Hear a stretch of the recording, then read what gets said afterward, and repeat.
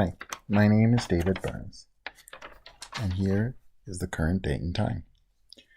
Today we'll be talking about several logarithmic mapping processes, which is an iterative process, and in this example,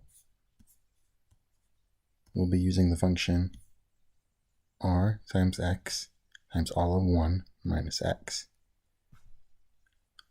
For the first example, we'll be plugging 3.2 as our r and 0.2 as our first x sub 0.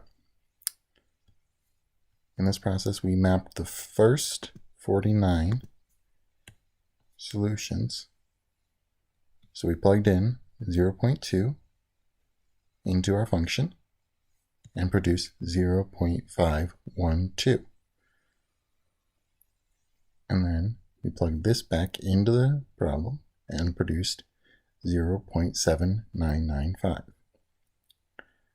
And eventually, this resulted in a 2-cycle solution, meaning that we received 0.513 and 0.7995 as our solutions. They kept bouncing back and forth between these, which can be also witnessed in this graph, as the function kept producing and bouncing back and forth between the two solutions. In the second problem,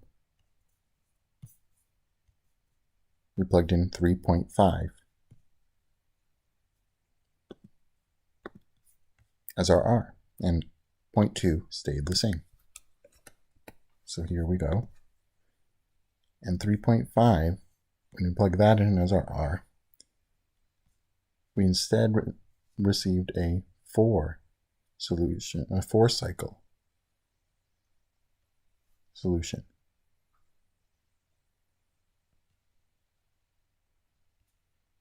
It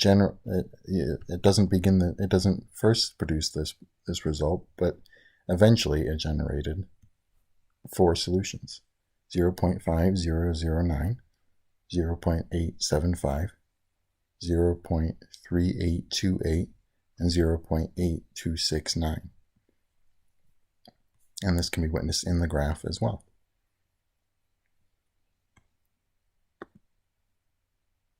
In the third problem, we again plugged in a new r, which was 4,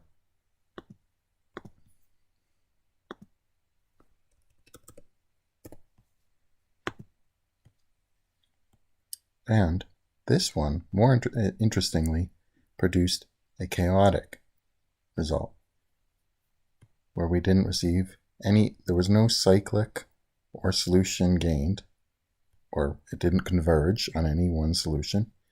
Instead, it bounced around between random results, random orbitals.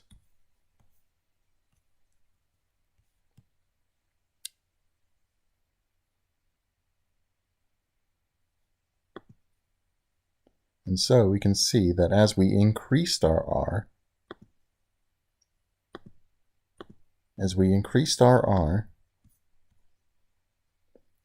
we got greater and greater cycles, and eventually produced chaos.